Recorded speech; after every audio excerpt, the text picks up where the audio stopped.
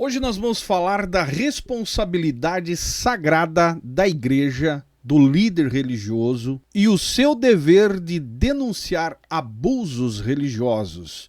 E para isso nós vamos ler um e-mail que eu recebi vindo do campo da AD Colombo, Curitiba. Para quem não acompanhou aí, temos vários vídeos sobre essa Assembleia de Deus e hoje eu me deparei com um e-mail aqui que achei interessante compartilhar com vocês.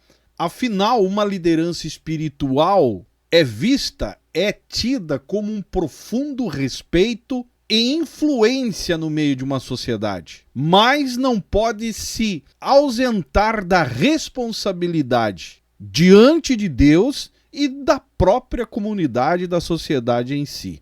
Você vai ficar de cabelo em pé com o que nós vamos ler nesse e-mail. Antes, verifica a sua inscrição aí embaixo, deixa o seu joinha que é importante. Ajuda a divulgar o nosso conteúdo, você que faz parte de uma assembleia, né?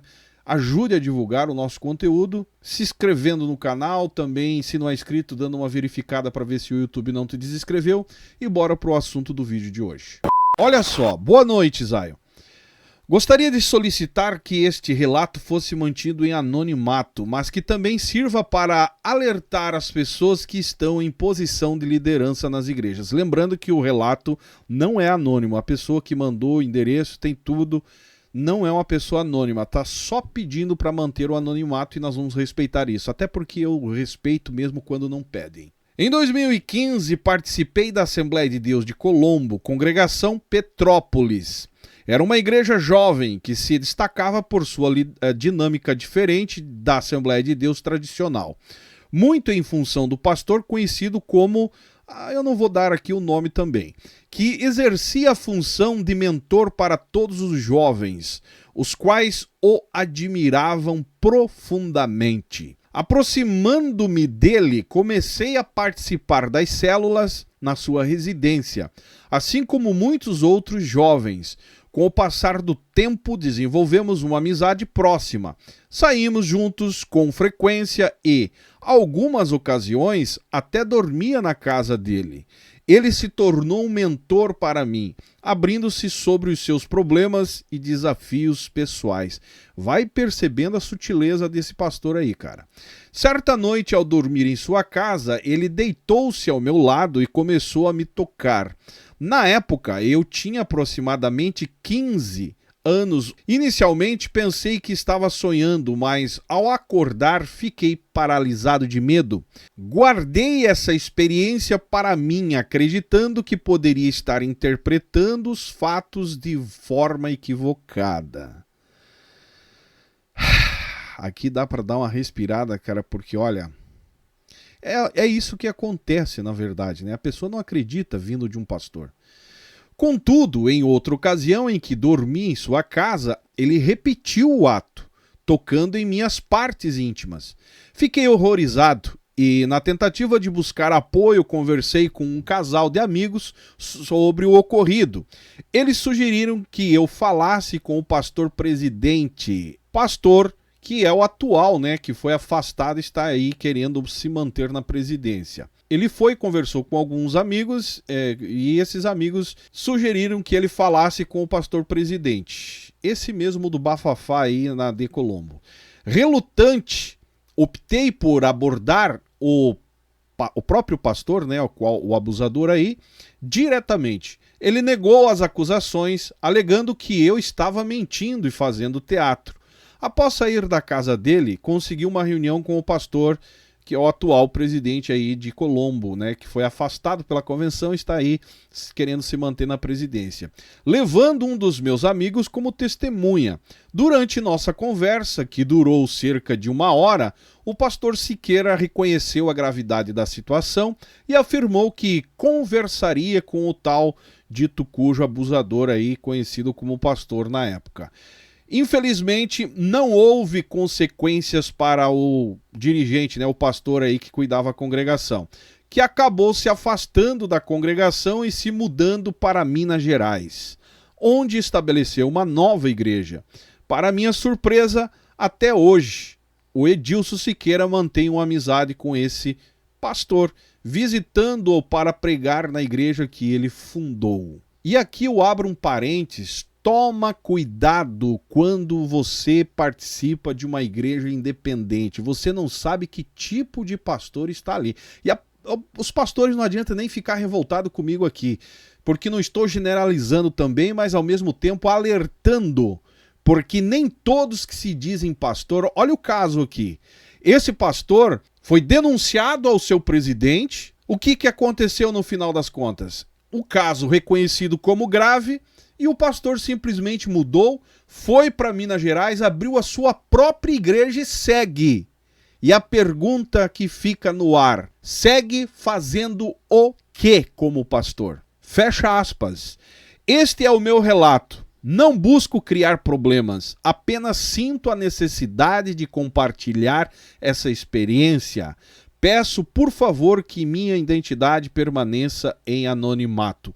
Atenciosamente. E aí está um relato sério para uma reflexão profunda sobre que tipo de homens hoje estão diante de uma igreja, agindo como pastores. Assuntos que não são tratados, assuntos que não são levados à justiça e abusadores que são vistos como homens de Deus, que quando o assunto começa a sair a limpo pela coragem, né? Até quero dar os parabéns aqui a enfim, a essa pessoa que teve a coragem de expor o seu relato, o que aconteceu. Geralmente acaba estourando nas costas dela e o pastor sai ileso e vai para frente, assume outra igreja, funda a sua própria igreja e assim segue. São homens que estão totalmente deturpados a sua vocação, vocações deturpadas, usando a sua autoridade espiritual, eclesiástica para explorar,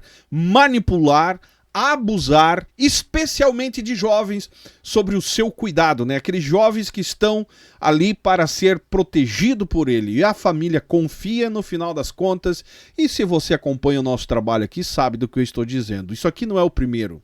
Para você que não entende, meus amigos, a lavagem cerebral funciona assim. Quando um jovem entende, né, confia no seu pastor, entende que ele é um líder espiritual, paizão espiritual, ele começa a ver como um mentor, como um conselheiro. E por trás daquele elo ali, quando o cara está com segundas intenções, esse elo é quebrado, esse laço é quebrado por atos de abuso, causando danos espirituais, danos emocionais, acarretando problemas sérios psicologicamente. Em outras palavras, se torna algo devastador a um indivíduo que confiou no homem, achando que era um homem responsável com a vida com Deus. E o silêncio vem imposto pela culpa, medo, né? O medo do descrédito, e acaba aprisionando a vítima enquanto o agressor permanece livre, leve e solto, repetindo a sua conduta imoral. E isso é totalmente o contrário que eles pregam, né? E eu digo uma coisa para você, cara, é dever de cada membro, de cada fiel da igreja, principalmente das lideranças, agir com firmeza, transparência, compaixão diante de qualquer denúncia de abuso, que isso a gente não vê acontecer.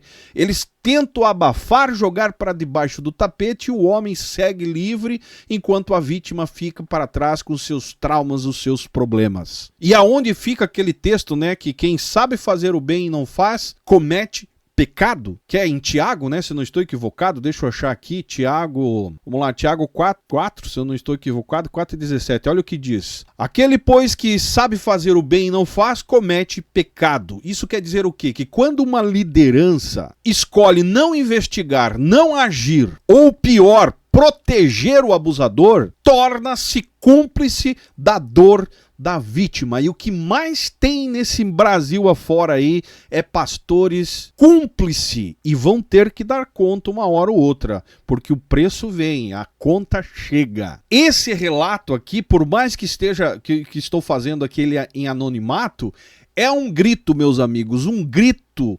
silencioso de coragem, um apelo à consciência da própria igreja a qual eles dizem que cuidam, estão ali preocupados com a salvação e a vida espiritual de pessoas. Isso aqui, cara, é um grito silencioso e que sirva de alerta a todos que ocupam, né, um certo posicionamento de autoridade espiritual. Se você analisar biblicamente, ser pastor, vocação pastoral é carregar uma cruz e não sentar num trono para fazer o que quiser, inclusive vítimas. Não existe unção que justifique abuso religioso. Não existe ministério que deva ser poupado às custas de uma alma inocente. E aos que vivem, né, algumas experiências semelhantes a essa, manda o seu relato para nós aqui, mas o conselho que eu dou, busque um apoio, busque denunciar. Se você denunciou, que nem no caso